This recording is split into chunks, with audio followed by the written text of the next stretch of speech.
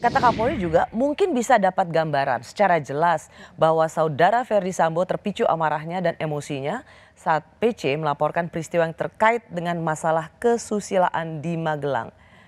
Kemudian orang mengkonstruksi ini bahwa perempuanlah penyebabnya, perempuan yang menjadi alasan pembunuhan.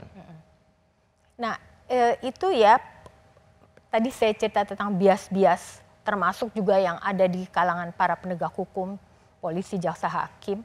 Jadi perempuan yang karena media mengatakannya demikian ya, itu bisa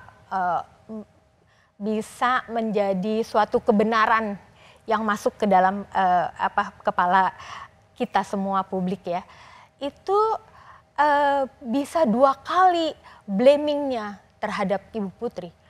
Betul kaulah yang menjadi penyebabnya, dan kemudian lahirlah pandangan-pandangan misoginis ya terhadap Ibu Putri, pandangan-pandangan yang membenci perempuan, sehingga dia akan mengalami dua kali cemoohan dan macam-macam kritik gitu. Besok, maksud saya hari Jumat tanggal 26, rencananya Ibu Putri akan diperiksa. Seberapa mampu ia jujur menurut Prof. Sulis? Karena kasus ini begitu besar ya dan sangat pelik ya. Jadi menurut saya yang ditunggu masyarakat itu adalah putusan pengadilan yang berkualitas, landmark. Nah, untuk bisa mendapatkan putusan yang baik itu, maka kebenaran material itu harus bisa diwujudkan. Dan ini sungguh sangat ditunggu bagaimana Ibu Putri bisa berkata sejujur-jujurnya. Karena bagaimanapun kasus ini akan menjadi bahan. Itu pertanyaan saya. Ya. Kalau kita melihat apa yang terjadi selama ini pada seorang Putri Chandrawati, istri Ferdy Sambo, seberapa besar peluang ia berani berkata jujur? Itu akan sangat tergantung bagaimana dia merespon ikatan-ikatan budaya, dia sebagai istri yang harus patuh pada suami.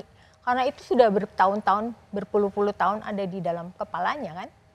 Artinya, apakah Prof mau mengatakan sulit bagi seorang perempuan dalam kasus ini, konteksnya Ibu Putri, dia bisa berkata jujur karena ia memiliki tanggung jawab atau beban yang tidak mungkin ia pikul, yang ia timpakan pada orang lain, biar dia juga ikut memikul.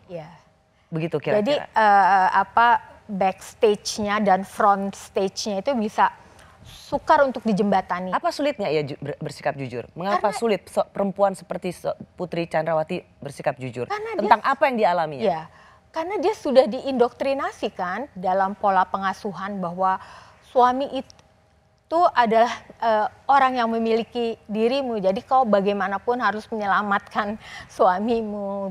Begitu.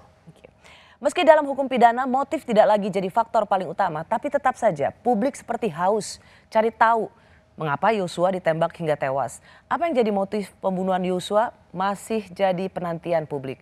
Di mana posisi Putri Chandrawati, istri Sambo, korban atau pelaku?